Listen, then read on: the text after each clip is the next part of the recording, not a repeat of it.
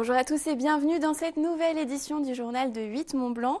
Nous sommes le jeudi 11 juillet 2019 et voici les titres.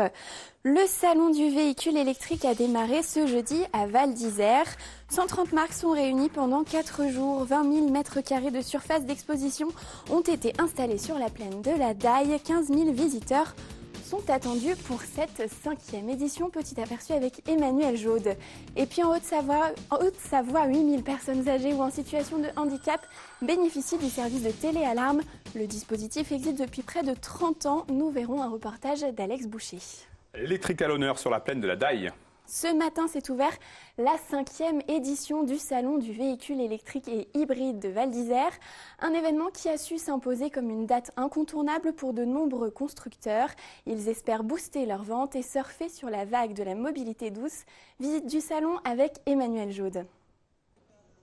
Avec plus de 120 exposants et près de 15 000 visiteurs attendus, le salon du véhicule électrique et hybride de Val d'Isère confirme cette année encore son rang parmi les événements français incontournables du secteur. Un rendez-vous obligatoire pour de nombreuses firmes qui espèrent bien réaliser ici une partie de leur chiffre d'affaires annuel.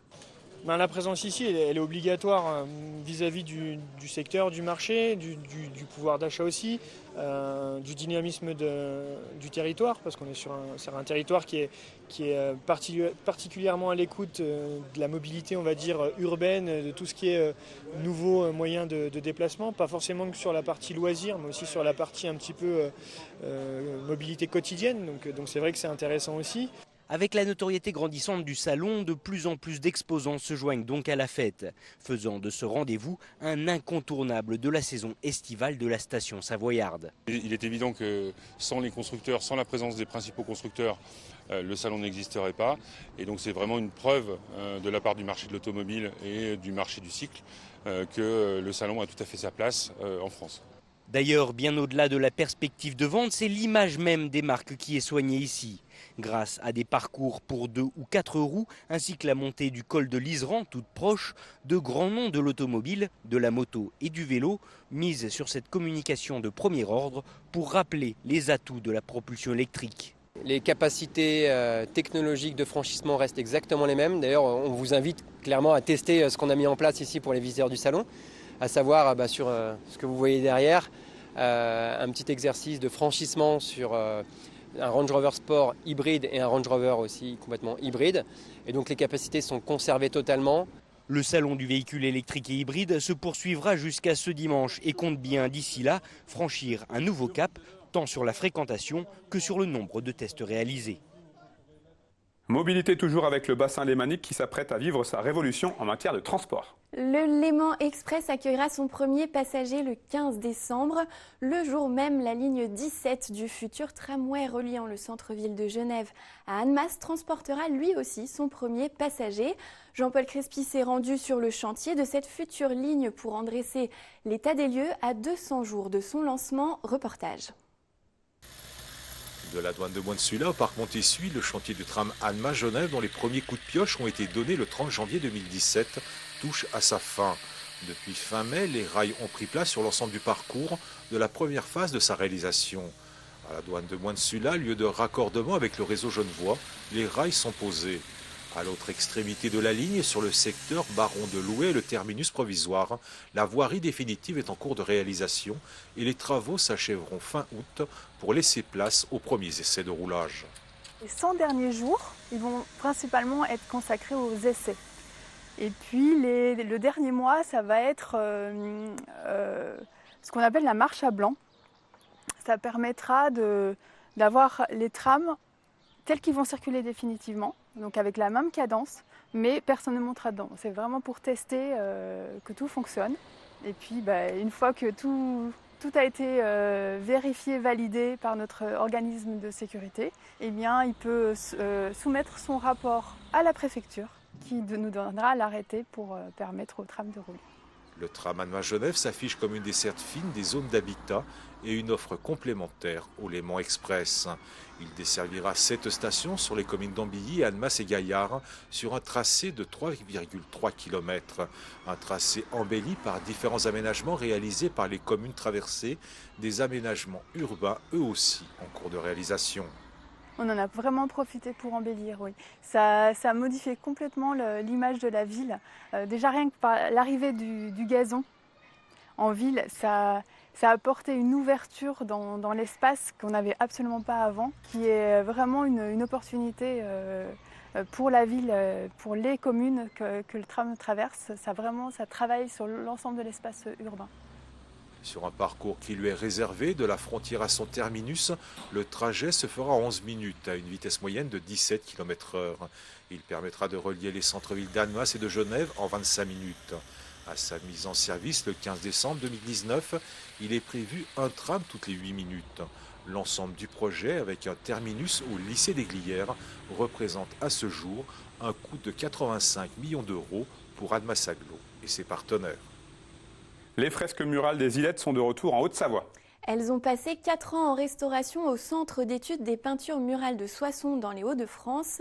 Datant du IIe siècle, ces fresques ont fait l'objet d'importants travaux scientifiques de recomposition. Une partie d'entre elles a été dévoilée au Conservatoire d'art et d'histoire d'Annecy.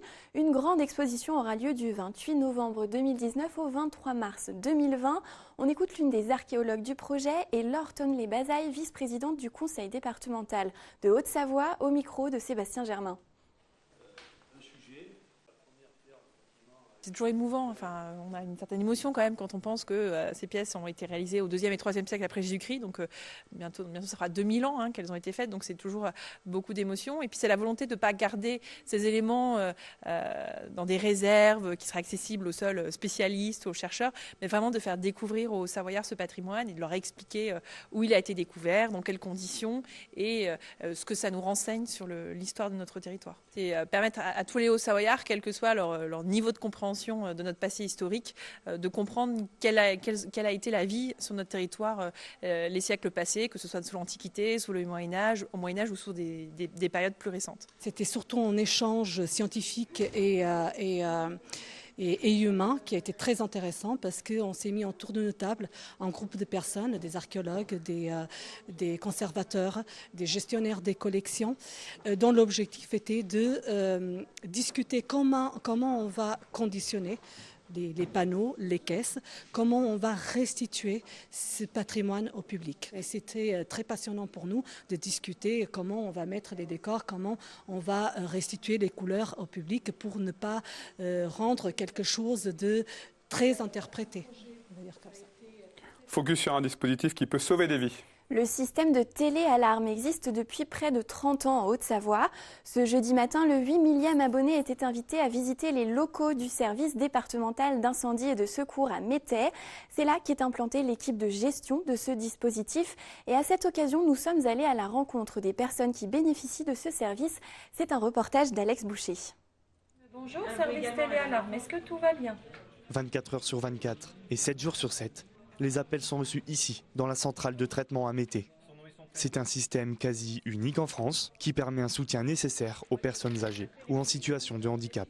Créé il y a une trentaine d'années, ce dispositif départemental couvre avec fiabilité toute la Haute-Savoie. Donc c'est un dispositif qui leur permet d'appeler à l'aide par la simple pression sur un bouton, sur le bouton d'une montre ou sur un collier, et qui déclenche ainsi le contact direct avec ce plateau ici au cœur du service départemental d'incendie et de secours, qui est géré par les personnels du département le jour et la nuit par les pompiers. C'est le gage d'une solidarité. Le département il est dans toutes les solidarités possibles, et là la plus forte qui existe, c'est bien la solidarité humaine. On est au cœur de cette solidarité.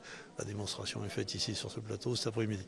Le principe est simple, il suffit de déclencher un médaillon ou un bracelet pour être mis en contact avec un écoutant spécialement formé. Le 8 millième abonné a même pu visiter les locaux du Centre de régulation des appels au service départemental d'incendie et de secours. À peine 10 jours que j'avais la téléalarme et j'ai eu besoin, j'ai appelé et les pompiers sont arrivés, ça s'est fait en un temps record. En dehors du problème santé, on en aurait besoin pour chaque moment de la vie.